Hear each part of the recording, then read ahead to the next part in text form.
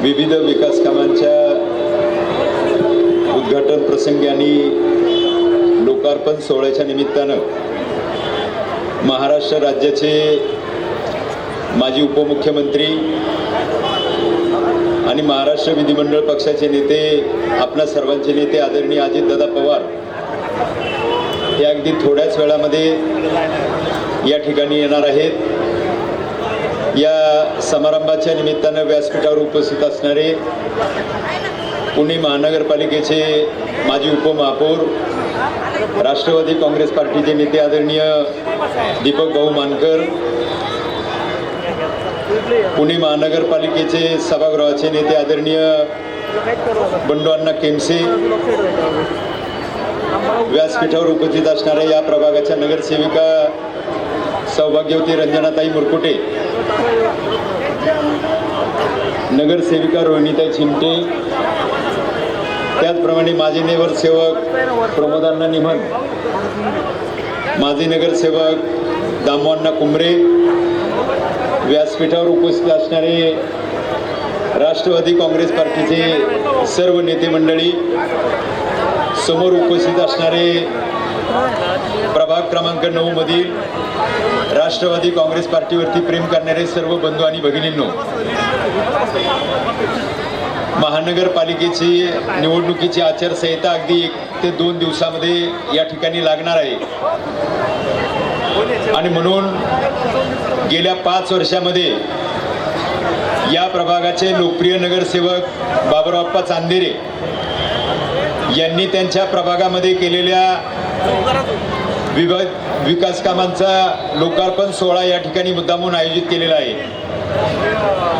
महानगरपालिकेच्या निवडणुकीच्या निमित्तानं मला या ठिकाणी एक गोष्ट सांगावीशी वाटते। 2002 साली आदरणीय बाबुरावप्पा या प्रभागातनं उभे होते।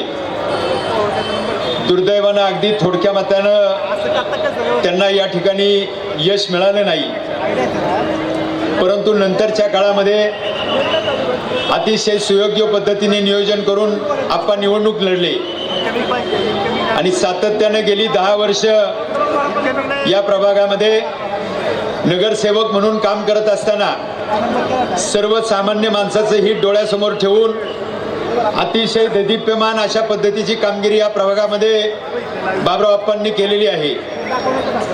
आपण पाहतो केंद्र सरकारने स्मार्ट सिटी योजना या ठिकाणी आणली आणि स्मार्ट प्रभागामध्ये आपल्या बालेवाडी या प्रभागाचा त्याच्यामध्ये समावेश करण्यात आला। हे काही एका रात्रीमध्ये झालेलं नाही, सातत्याने गेली 10 वर्ष आपण रात्रीचा दिवस करून रक्ताचं पाणी करून या ठिकाणी प्रभागामध्ये विविध विकास कामं करण्याचं काम केलेलं आहे। आणि मग एका बाजूला अजितदादांच्या आणि सुप्रियाताईंच्या आणि साहेबांच्या नेतृत्वाखाली आपण प्रचंड मोठ्या सार्वजनिक विकास कामांचा डोंगर उभा केला आणि त्याचबरोबर दुसऱ्या बाजूला सर्वसामान्य माणसाचं हित डोळ्यासमोर ठेवून वैयक्तिक लाभाच्या योजना बहुत त्या सामान्य माणसांपर्यंत पोहोचवण्याचं काम हे आदरणीय बाबुरावप्पांनी त्या ठिकाणी केलेलं दिसून येतं। निवडणुका आल्यानंतर वेगवेगळ्या आमिष या ठिकाणी दाखवण्याचं मतदारांना काम वेगवेगळ्या लोकांकडनं होत असतं, परंतु गेली 12-15 वर्ष मी सातत्यानं पाहतोय दिवाळी सण आल्यानंतर सर्वसामान्य माणसाला दिवाळी सरंजाम वाटण्याचं काम हे बाबुरावप्पांनी सातत्याने या ठिकाणी केलेलं आहे। या प्रभागामध्ये अतिशय उच्च शिक्षित वर्ग देखील राहतो आणि त्याचबरोबर सामान्य मजूर जो मोलमजुरी करून या प्रभागामध्ये मोलमजुरी करणारा जो मतदार वर्ग आहे तो देखील मतदार या प्रभागामध्ये राहतो आणि मग तो मतदार आलेला बीड उस्मानाबादचा असेल, विदर्भातला असेल किंवा मराठवाड्यातला असेल। दीपक भाऊ जर त्यांच्या घरामध्ये जर एखादी दुःखद घटना घडली, या ठिकाणचा माणूस जर दगावला तर त्या माणसाचं डेड बॉडी इथून तर त्याच्या जन्मगावापर्यंत नेण्याचं काम, त्याचा अंत्यविधीचा संपूर्ण खर्च करण्याचं काम हे बाबुरावप्पा सातत्याने या भागामध्ये करत आलेले। सर्वसामान्य माणसाचे अश्रू पुसण्याचं काम हे बाबुरावप्पांनी सातत्याने यामध्ये केलेलं आहे। आज आपण पाहतोय की दुर्दैवाने केंद्र आणि राज्य सरकारमध्ये राष्ट्रवादी काँग्रेस पार्टीचा त्याच्यामध्ये सहभाग नाही, त्या ठिकाणी सत्ता नाहीये. परंतु भारतीय जनता पार्टीची सत्ता आल्यानंतर सातत्यानं त्या सत्तेचा गैरउपयोग करण्याचं काम या देशातल्या भारतीय जनता पार्टी आणि राज्यातल्या भारतीय जनता पार्टीच्या नेत्यांनी केलेले आहे. दीपक भाऊ, मला या ठिकाणी सांगावंसं वाटतं की ज्या वेळेला या देशाचे पंतप्रधान आदरणीय नरेंद्रजी मोदी यांनी त्यावेळेला एक घोषणा केली होती की या भारतामध्ये मी निवडून आल्यानंतर भारताचं सिंगापूर करण्याचं मी काम करेल. सिंगापूर हे तुम्ही आम्ही कुणी पाहिलेलं नाही. सिंगापूर हे आपल्याला स्वप्न होत आहे. या पंतप्रधानांनी सत्तेवरती आल्यानंतर भारताचं सिंगापूर करण्याचं राहू द्या, परंतु भारताचं शनी शिंगणापूर करून ठेवलेलं आहे. तुम्ही पाहता की शनी शिंगणापूरला गेल्यानंतर त्या ठिकाणी दरवाजे नाहीत. पंतप्रधानांनी काय केलं तर नोटबंदीचा निर्णय आणला आणि नोटबंदीचा निर्णय आणल्यानंतर त्या ठिकाणी आपल्या घरामध्ये आपले असणारे पैसे हे आपल्याला काढता येत नाही. नोटबंदी असल्या कारणानं आपल्या घराचे दरवाजे इथून पुढच्या काळामध्ये बंद ठेवले तरी चालतील, बंद ठेवायची गरज राहणार नाही. दरवाजे उघडे ठेवा, कारण घरातली संपत्ती तुम्हाला कोणी पळून नेणार नाही. म्हणून त्यांनी या भारताचं सिंगापूर करण्याच्या ऐवजी शनी शिंगणापूर केलं असं म्हटलं तरी त्या ठिकाणी वावगं ठरणार नाही. अगदी 5 मिनिटांमध्ये आपले नेते आदरणीय अजितदादा पवार या ठिकाणी येणार आहेत. तुम्हाला मी सांगतो, उद्या निवडणूक येणार आहे. सर्वसामान्य माणसाच्या उपयोगी पडणारा कोण नेता आहे? देशातल्या नेत्याच्या आणि राज्यातल्या नेत्याच्या गप्पा मारून उद्याच्या काळामध्ये मतं मागायला तुमच्या समोर लोक येतील, परंतु त्यांच्या भूलभुलाण्यांना आपण त्या ठिकाणी बळी पडता कामा नये. कारण आपण जर चुकीचा निर्णय घेतला तर जी आज राज्यामध्ये आणि केंद्रामध्ये परिस्थिती उद्भवलेली आहे ती आपल्या प्रोग्रामामध्ये आल्याशिवाय राहणार नाही. म्हणून माझी तुम्हाला हात जोडून विनंती आहे की आज आदरणीय पवार साहेबांसारखं नेतृत्व हे उभ्या हिंदुस्थानमध्ये नाही. कारण पंतप्रधानांनी देखील परवा पुण्यामध्ये आल्यानंतर सांगितलं की मी देखील, नरेंद्र मोदी म्हणले मी देखील शरद पवारांच्या बोटाला धरून राजकारण शिकलो. हा आपल्या नेत्याचा मोठेपणा आहे. महाराष्ट्र विधानसभा, विधान परिषद, देशाची लोकसभा आणि राज्यसभा याच्यामध्ये सातत्यानं 50 वर्ष संसदीय कारकिर्दीची पूर्ण करणारे शरद पवार साहेब हे देशातले एकमेव नेते. म्हणून त्यांचे हात बळकट करण्यासाठी, आदरणीय अजितदादांचे हात बळकट करण्यासाठी, सुप्रियाताईंचे हात बळकट करण्यासाठी राष्ट्रवादी काँग्रेसच्या या प्रभागातल्या चारही उमेदवारांना आपण प्रचंड बहुमतांनी त्या ठिकाणी निवडून पाठवावं अशा प्रकारची आग्रहाची विनंती करतो. आणि मी माझं नामलेलं मनोगत थांबवतो. जय हिंद, जय महाराष्ट्र, जय राष्ट्रवादी.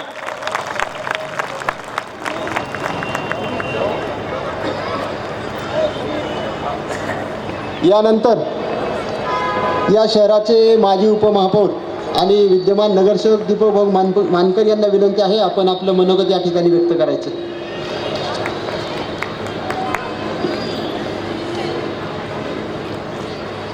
बाबुरावांच्या प्रभागातील विविध विकास कामांच्या उद्घाटनाच्या निमित्तानं उपस्थित राहणारे आमच्या सगळ्यांचे नेते आदरणीय अजितदादा पवार, या कार्यक्रमाच्या निमित्तानं उपस्थित असलेले आदरणीय सभागृहाचे नेते बंडू केमसे,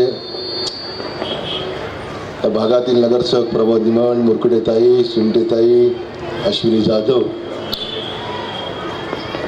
व्यासपीठावर उपस्थित असलेले इतर सर्व मान्यवर, उपस्थित सर्व माझ्या माता भगिनी, सर्व युवा मित्र आणि सर्व बालमित्रांनो, निवडणुकीचा कालावधी जसा जवळ येत असतो तसं विविध विकास कामाची उद्घाटनं पुणे शहरामध्ये व्हायला सुरुवात होते. परंतु बाबुरावांचं काम हे सातत्यानं 10 वर्ष आपण सगळी मंडळी सातत्यानं पाहत आहोत.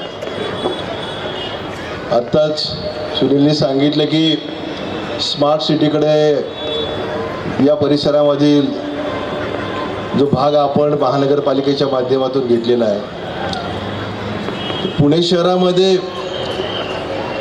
बाबुरावांनी फक्त बाणेर बालेवाडीचा विकास केला नाही तर संपूर्ण पुणे शहराचा विकास केलेला. कारण की स्थायी समितीचे अध्यक्ष असताना बाबुरावांनी आपल्या जीवनामध्ये जे महत्त्वाचे प्रोजेक्ट पुणे शहरासाठी दिलेले आहेत त्याच्यामुळे खऱ्या अर्थानं पुण्याच्या विकासाला गती देण्याचं काम राष्ट्रवादी काँग्रेस पक्षाच्या माध्यमातून बाबुरावांनी आपल्या आयुष्यामध्ये केलं. आणि बाबुराव म्हणजे माणसावरती प्रेम करणारा एक चांगला माणूस आहे, लक्षात घ्या.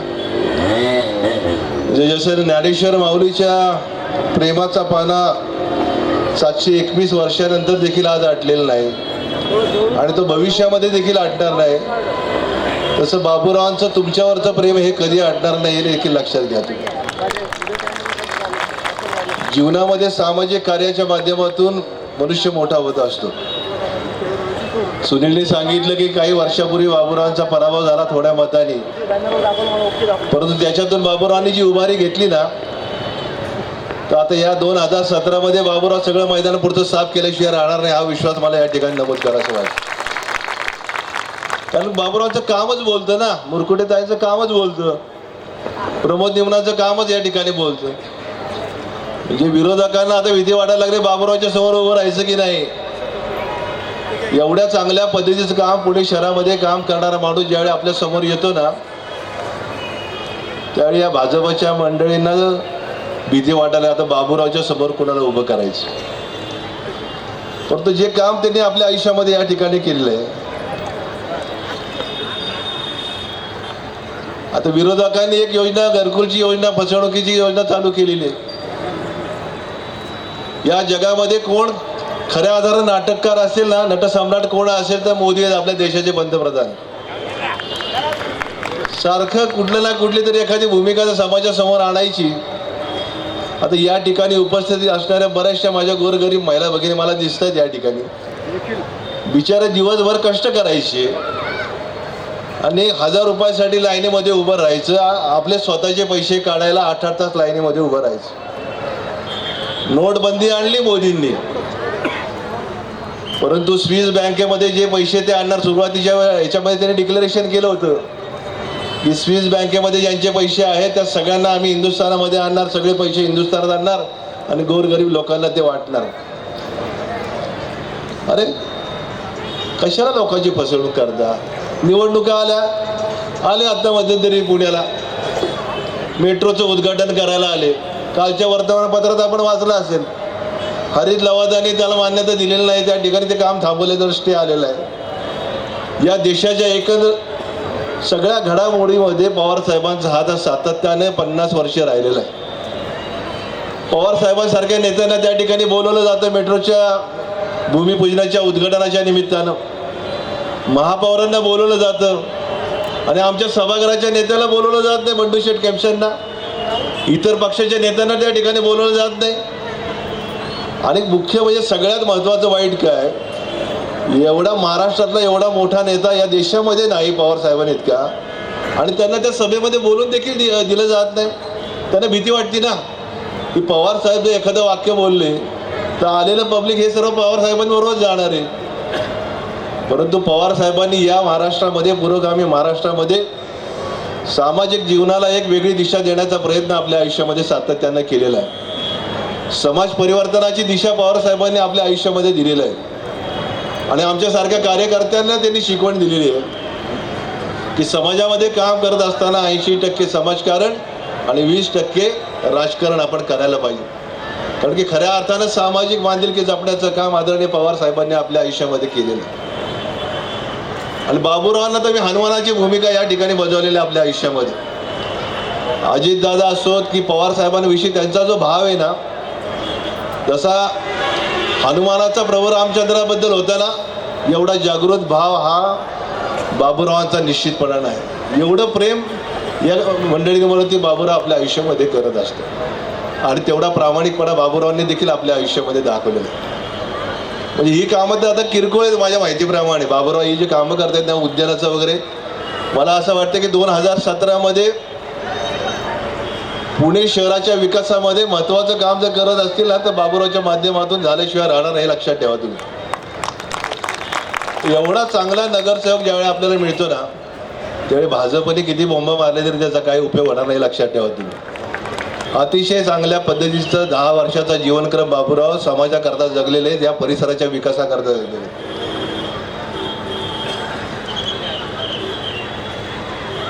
तर बाणेरला काही जण फुकट, विरोधक म्हणतात की फुकट घरं दिली जाणार आहेत. फुकट देणारे सध्या तरी या महाराष्ट्रामध्ये कोण राहिलेलं नाही. देवेंद्र फडणवीस येतात, दर आठवड्याला येतात, एखादं उद्घाटन करून जातात आणि या सगळ्या गोष्टीचा विचार आपण या निमित्तानं करायला पाहिजे. या सर्व परिसरामध्ये पुणे महानगरपालिकेच्या स्मार्ट सिटीच्या योजनेमध्ये हाच भाग का निवडला गेला, तर बाबूरावांनी या परिसरामध्ये केलेली जी विकासाची कामं आहेत ती समाजाला भावणारी आहेत. आपण पाहतोय मोठमोठे रस्ते या ठिकाणी, मोठमोठी उद्यानं निर्माण करण्याचा संकल्प बाबूरावांनी केलेला आहे. जिम्नॅशियम युवकांसाठी निर्माण करण्याचा प्रयत्न या ठिकाणी बाबूरावांनी केलेला आहे. विविध विकास कामाच्या माध्यमातून या ठिकाणी या परिसराचा विकास करण्याचा संकल्प बाबूरावांनी आपल्या जीवनामध्ये केलेला आहे.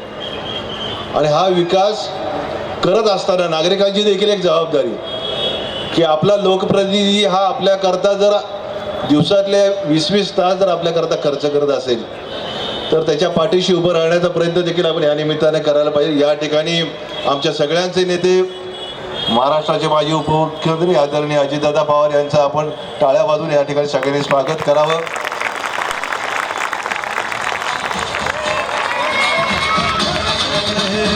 आवाज कोणाचा, आवाज जनतेचा, काही देशातून घुमला राष्ट्रवादी पुन्हा. या ठिकाणी आदरणीय अजितदादांचं मी मनपूर्वक स्वागत करतो.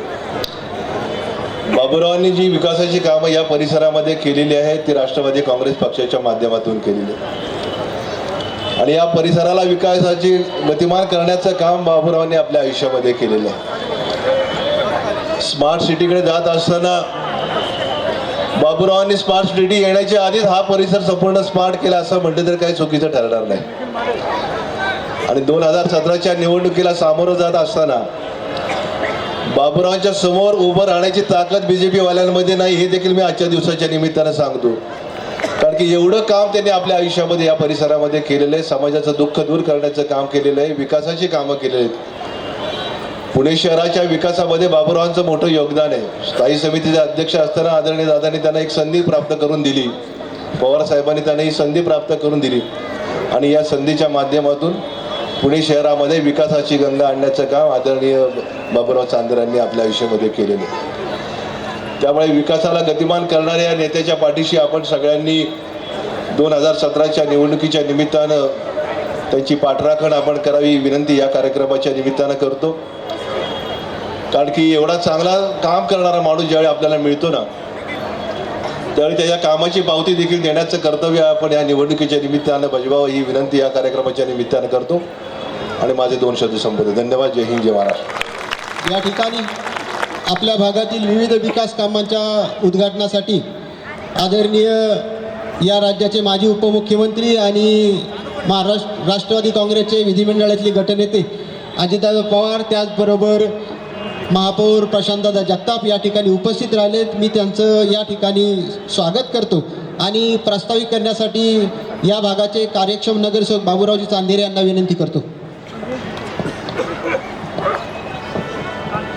पुणे महानगरपालिकेच्या वतीनं प्रभाग क्रमांक 9 बानेर बालेवाडी परिसरात विविध विकास कामाचा लोकार्पण सोहळा माझे नेते आदरणीय दादा यांच्या शुभ हस्ते करण्यात आयोजित केले असून अध्यक्षस्थानी माननीय महापौर प्रशांत जगताप यांच्या उपस्थित संपन्न होत असताना व्यासपीठावर उपस्थित असलेले माझे सर्व सहकारी,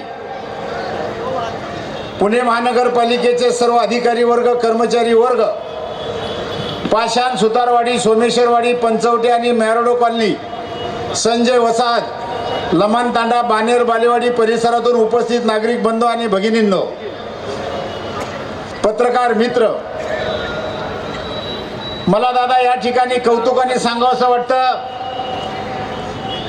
2007 सालापासून या परिसराचं प्रतिनिधित्व आपल्या आशीर्वादाने मी करत आहे आणि या संधीचा फायदा घेत पुणे महापालिकेच्या माध्यमातून 2007 ते 2012 या 5 वर्षाच्या कार्यकाळामध्ये 300 ते 350 कोटी रुपये परिसरासाठी खर्च केले. 2008 साली युवा राष्ट्रकुल स्पर्धा झाली. दादा आपण या राज्याचे उपमुख्यमंत्री होता. केंद्र शासन राज्य शासन आणि महानगरपालिका जवळपास 200 ते 250 कोटी रुपये या निमित्तानं परिसरासाठी उपलब्ध झाले. त्यामुळे झालेला विकास पाहून उपस्थित असलेल्या माझ्या सर्व नागरिकांनी 2012 साली प्रचंड बहुमताने मला आणि रंजना मुरकुटेंना निवडून दिलं. निवडून दिल्यानंतर आदरणीय नेते पवार साहेब आणि दादांनी मला पुणे महानगरपालिकेमध्ये स्थायी समितीचं अध्यक्षपद करून माझ्यावर पुणे शहराची फार मोठी जबाबदारी दिली. ही जबाबदारी पेलवत असताना बाणेर बालेवाडी परिसरासाठी निधी उपलब्ध करून दिला. पण त्याचबरोबर आमच्या शेजारच्या प्रभागातील नगरसेविका सुषमाताई निमन, रोहिणी चिमटे या 2 महिला भगिनींना सुद्धा अंदाजपत्रकामध्ये भरपूर तरतूद करून दिली. ही तरतूद करून देत असताना या परिसराचा विकास करण्यामध्ये खऱ्या अर्थानं दादांचं फार मोठं योगदान आहे. दादांनी सांगितल्यानंतर अधिकारी सुद्धा काम झपाट्याने मार्गी लावतात आणि तो पूर्ण उपयोग मी या परिसराची डेव्हलपमेंट करण्यासाठी दादा करून घेतलेला आहे. आज हाच रस्ता शेजारून आपला गेला.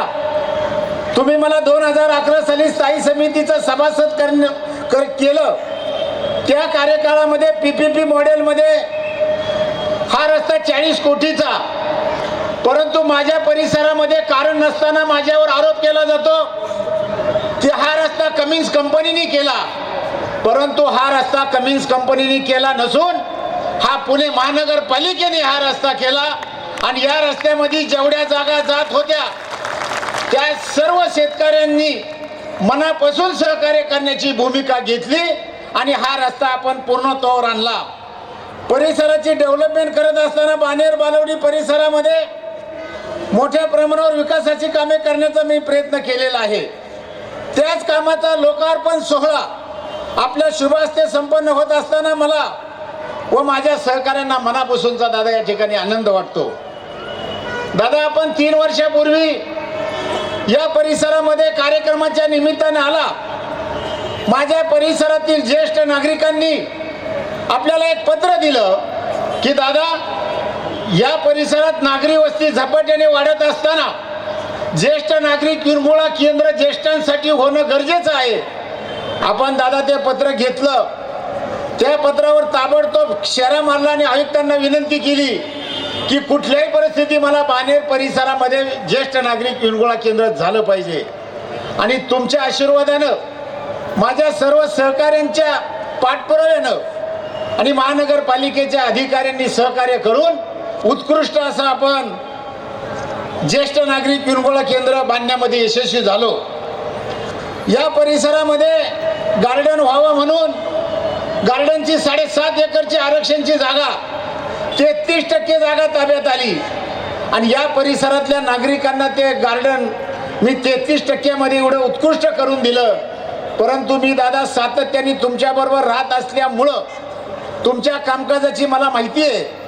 आपल्याला यायला कार्यक्रम संपून उशीर झाला म्हणून उपस्थित असलेल्या सर्व नागरिकांची मी मनापासून दिलगिरी व्यक्त करतो.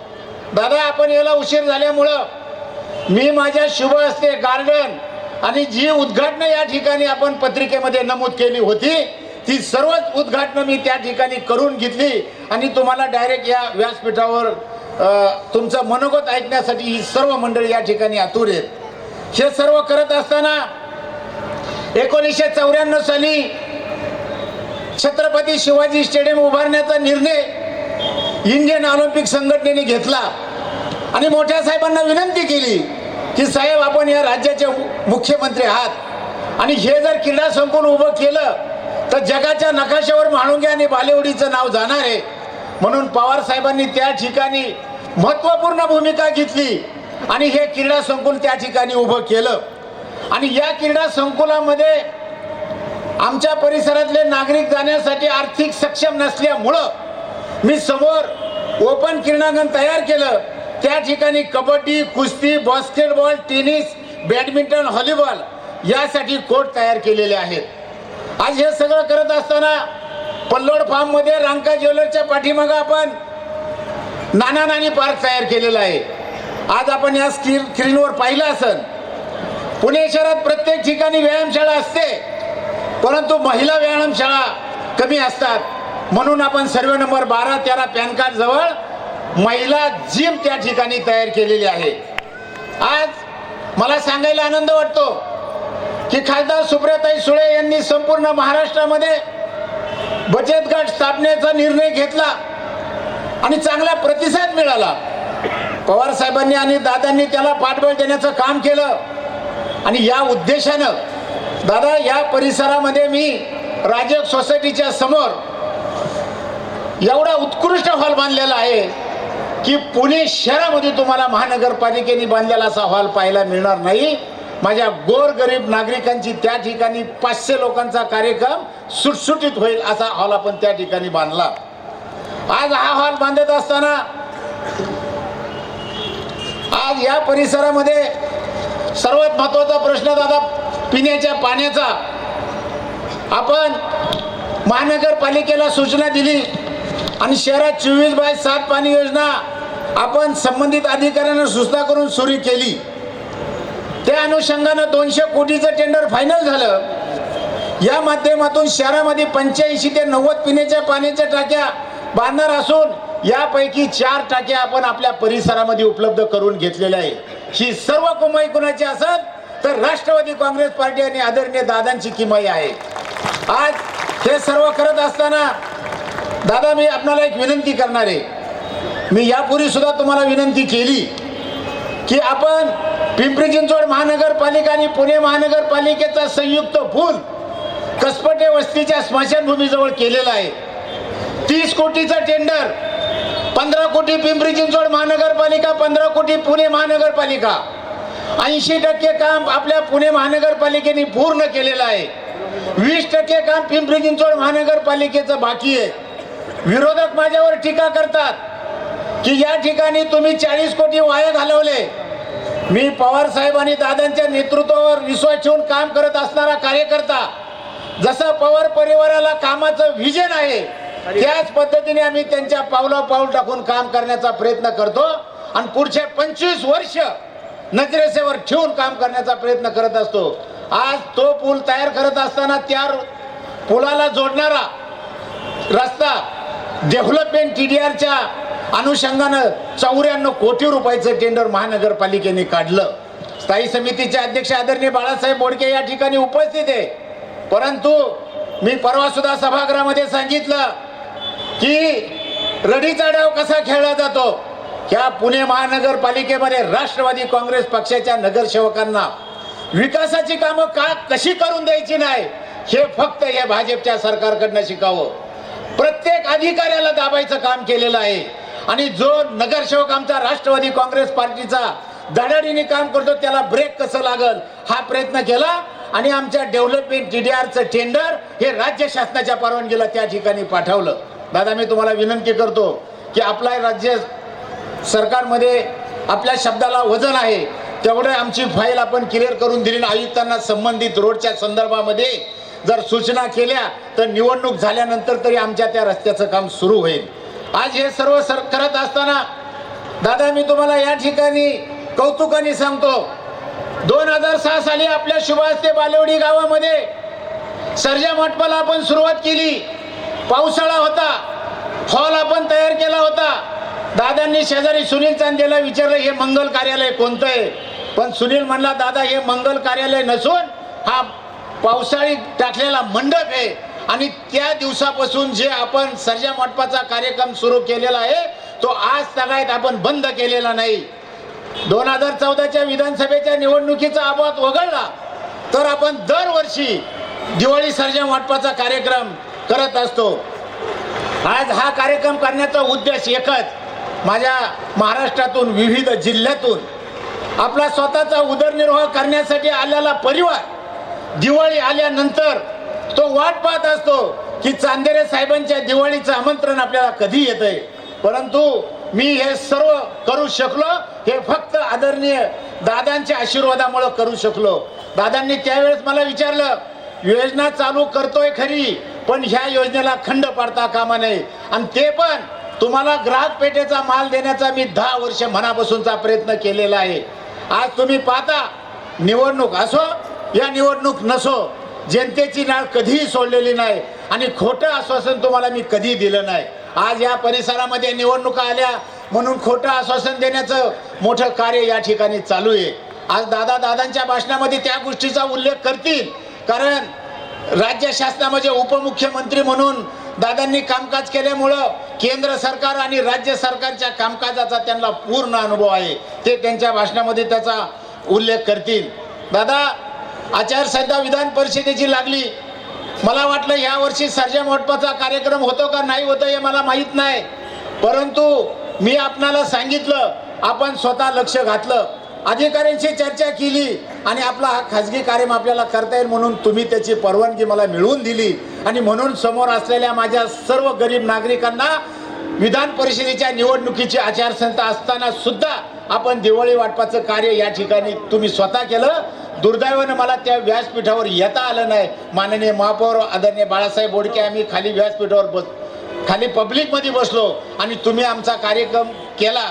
आज हे सर्व करत असताना मला सांगायला आनंद वाटतो की आपण या ठिकाणी किती 2 तास जरी मी या ठिकाणी माझं मनोगत व्यक्त करण्याचा प्रयत्न केला तरी एवढी मोठी विकासाची कामं आपण या ठिकाणी केलेली आहेत. आज दादा, मला तुम्हाला विनंती करायची की राज्य शासनाच्या धोरणानुसार निवडणूक आयोगाने या 2017ला होणाऱ्या निवडणुकीमध्ये 4चा प्रभाग केलेला आहे. आणि हा 4चा प्रभाग करत असताना सुषमाताई निमन आणि रोहिणी चिमटे, प्रमोदांना निमन, रंजना मुरकुटे आणि मी, आमचा दोघांचा 9 आणि 10 हा प्रभाग एकत्र झालेला आहे. हा प्रभाग एकत्र होत असताना मग प्रमोदांना निमन असेल, सुषमाताई निमन असेल, रोहिणी चिमटे असेल, रंजना मुरकुटे असेल, मी असेल, आम्ही जर पाषाण परिसरामध्ये, पंचवटी परिसरामध्ये जर गेलो तर त्या परिसरातले नागरिक सांगतात, दादा, की जसा तुमच्या बानेरमध्ये आपण विरंगुळा केंद्र तयार केलेलं आहे त्याच पद्धतीचं विरंगुळा केंद्र, सांस्कृतिक केंद्र, पिण्याच्या पाण्याच्या टाक्या जर आम्हाला उपलब्ध करून दिल्या तर आम्हाला खूप बरं राहील. मी दादा माझ्या सर्व कार्यकर्त्यांच्या वतीने विनंती करतो की आपण तेवढं काम आम्हाला जर करून दिलं तर आम्हाला त्याचा निश्चितपणे उपयोग झाल्याशिवाय राहणार नाही. आज कामाच्या बाबतीमध्ये मी काही जास्त बोलणार नाही, कारण भरपूर कामं आपण या परिसरामध्ये केलेली आहे. आज दादा, मी 125 नावं देण्याचा निर्णय घेतला. ज्या नागरिकांनी त्यांचं योगदान ह्या गावासाठी दिलेलं आहे त्या नागरिकांचं नाव देणं ही माझी नैतिक जबाबदारी समजतो आणि त्यातून आपण 125 ठराव त्या ठिकाणी मान्य करून घेतले. ज्या वेळेस ठराव द्यायचा असतो त्या टायमाला सभागृहातल्या आमच्या या प्रभागातल्या दोन्ही नगरसेवकांच्या सह्या करणं क्रमप्राप्त असतं. मला रंजनाताई मुरकुटे यांनी नम्रपणे सांगितलं की पाहुणं, तुम्ही तुमच्या घरातलं एक नाव द्या.